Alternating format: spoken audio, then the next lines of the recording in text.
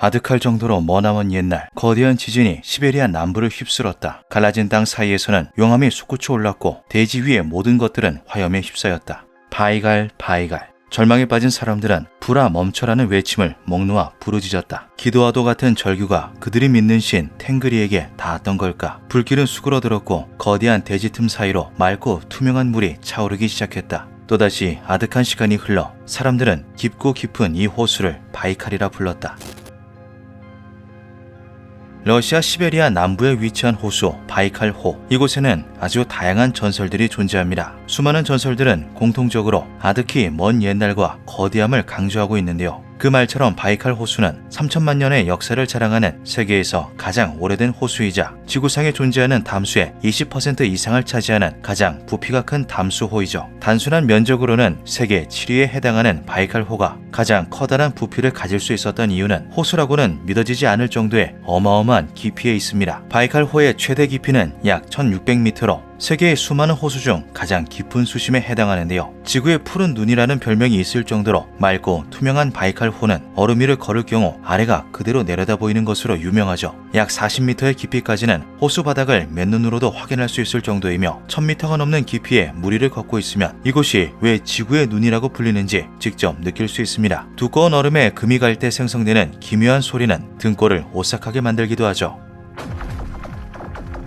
앞서 소개한 바이칼 호수만의 여러 특징으로 인해 이곳에는 고유한 토착종을 비롯해 심해에서나 볼 수 있는 기괴한 생물들까지 서식하고 있는데요. 유일하게 민물에서 살 수 있는 바다 표범 바이칼 물범과 오물이라는 연어과의 물고기는 바이칼호의 토착종으로 이 지역의 상징으로서 자리 잡고 있죠. 그리고 바이칼호의 가장 깊은 바닥에는 바이칼 오일피쉬 등의 여러 고유 어종들이 서식하고 있습니다. 이들은 민물에서 서식하는 생물임에도 불구하고 심해 생물들과 비슷한 모습을 하고 있는데요. 심해 생물과 마찬가지로 엄청난 수압이 몸을 짓누르는 데다 광량과 먹이마저 부족한 척박한 환경을 견뎌야 하기에 이런 모습을 하게 되었다고 하죠. 보다시피 여타 다른 생물들과는 너무나 다른 환경에서 서식하는 생물은 마치 외계의 존재 같은 외형을 갖게 되는 경우가 많습니다. 그렇다면 아득한 심해 밑바닥에서 수천만 년 동안 고립된 상태로 살아온 생물들은 어떤 모습을 하고 있을까요? 1876년 러시아의 지리학자 표트르 크로포트키는 남극 빙상 밑에 거대한 호수가 존재할지도 모른다는 가설을 제기합니다. 이 가설은 약 100년 후 사실로 드러나게 되는데요. 지구에서 가장 큰 빙상, 동남극 빙상의 약 4000m 아래에 거대한 호수가 존재했던 것이죠. 12만 년 전부터 여타 지하수나 다른 물줄기로부터 고립된 호수로서 존재했던 보스토크호는 약 1500만 년 전 신생대 마이오세 시기에 급격히 지구의 기온이 하락하며 남극이 완전한 빙하 대륙으로 변모했을 당시 거대한 얼음에 덮여 외부와의 접촉이 일절 차단되었습니다. 보스토크호는 수천 미터 두께의 얼음이 산소를 가둬둔 탓에 일반적인 담수호의 50배에 달하는 산소가 과포화된 상태인데요. 어마어마한 산소 농도를 자랑했던 석탄기에 거대한 곤충들이 번성했던 것처럼 고농도의 산소는 생물의 거대화에 공헌합니다. 또한 마이오세에 지구 역사상 가장 거대했던 육상 포유류인 파라케라테리움을 비롯한 데이노테리움, 공포새, 리비아탄, 칼레코테리움 등의 거대 생물들이 도처에 널려 있었다는 점을 감안하면 남극 대륙 아래에는 상상도 못할 정도로 거대한 생물이 도사리고 있을지도 모르는 일이죠. 심지어 두꺼운 얼음이 햇빛을 완전히 차단한 탓에 보스토크호는 완전한 어둠에 휩싸여 있는 상태입니다. 때문에 외계 생태계나 다름없는 보스토크호에 대체 어떤 생물들이 서식하고 있을지는 그 아무도 예상할 수가 없는데요. 함부로 호수의 생태계와 우리의 생태계를 접촉시켰다가는 고립된 생태계가 각종 박테리아나 세균, 바이러스로 오염될 수도 있는 데다 역으로 우리가 미중류의 위험에 마주할 수도 있어 과학자들은 완벽하게 통제된 시추 작업을 통해 조심스럽게 이곳의 비밀을 파헤치고 있는 중이죠. 그 결과 빙하코어나 호수 물과 같은 표본에서 단 한 번도 본 적 없는 다양한 유기체의 DNA를 비롯해 어류의 RNA가 검출되는 등 더더욱 궁금증이 증폭되고 있는데요. 일부에서는 오래전에 멸종된 줄 알았던 실러캔스와 같은 고생물이 뒤늦게 발견되었던 것처럼 고생물이나 다른 진화형이 존재할지도 모른다는 의견도 나오고 있죠. 한편 앞선 연구 결과는 우주의 얼음 행성에도 생물이 존재할지 모른다는 가능성을 시사하기도 합니다. 보스토크호가 그러했듯이 얼음 행성 역시도 태양에너지 대신 지열을 통해 생존할 수 있다는 것인데요. 최근 나사가 토성의 위성 엔셀라두스의 얼음 샘플에서 RNA와 DNA 형성에 필수적인 인성분을 대량 발견하며 더욱 기대감이 부풀어 오르는 중이라고 하죠. 하지만 때로는 가설로만 남아있는 것이 좋을 때도 있습니다. 미국 옐로스톤 국립공원에 위치한 거대한 옐로스톤 호수에서는 간헐천, 분기공, 온천 등을 손쉽게 발견할 수 있는데요. 과학자들은 이 호수가 화산 활동으로 인해 생성되었기 때문이다라는 지극히 합리적인 결론을 내놓았지만 이상하게도 화산을 찾을 수가 없었죠. 1960년대에 미국 지질조사국의 일원으로서 옐로스톤 국립공원의 역사를 연구하던 밥 크리스텐센은 위성 사진을 보고 옐로스톤 호수 전체가 화산의 칼데라다라는 무시무시한 가설을 세웠습니다. 그리고 이 가설은 옐로스톤 국립공원 자체가 거대한 화산이다라는 사실로 증명되고 말았는데요. 충격적인 또 하나의 사실은 경기도와 맞먹는 이 거대한 화산이 활화산이라는 것이었죠. 이에 미국 정부는 옐로스톤 화산 관측소를 설치해 1년 365일 이 거대한 화산의 움직임을 철저하게 감시 중에 있습니다. 만약 이 호수 아래 잠들어 있는 화산이 폭발하게 된다면 그야말로 인류 멸종에 준하는 대재앙이 찾아오기 때문인데요. 화산 폭발 이후의 상황을 가정한다면 이러하죠. 하늘로 솟구친 분출물들은 얼마 지나지 않아 시속 650km의 속도로 움직이는 화산 쇠설류가 되어 1100도의 고온으로 반경 150km를 휩쓸어버립니다. 강남에서 화산이 폭발했다고 가정할 시 대전 전역, 속초 일대까지 쑥대밭이 되어버리는 건데요. 이후 몇 주간 하늘에서 대량의 화산재가 떨어져 내리며 미국 전역을 암흑으로 뒤덮게 되죠. 화산재가 만들어낸 먼지 구름은 송전선을 비롯한 여러 시설의 합선을 유도해 파괴시킵니다. 화산에서 분출된 수십억 톤의 이산화황 은 더욱 큰 문제인데요.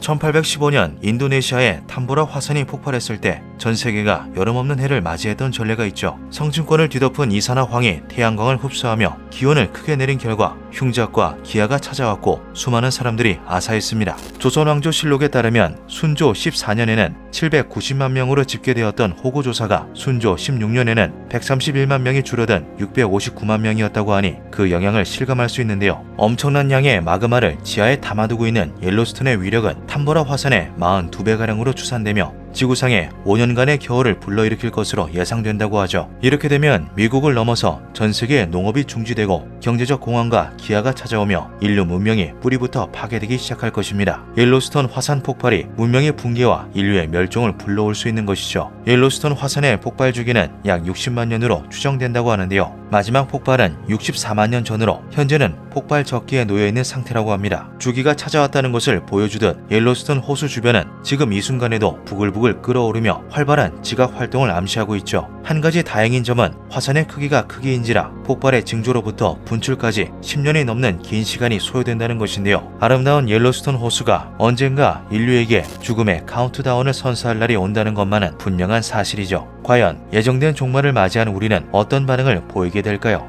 기묘한 밤이었습니다.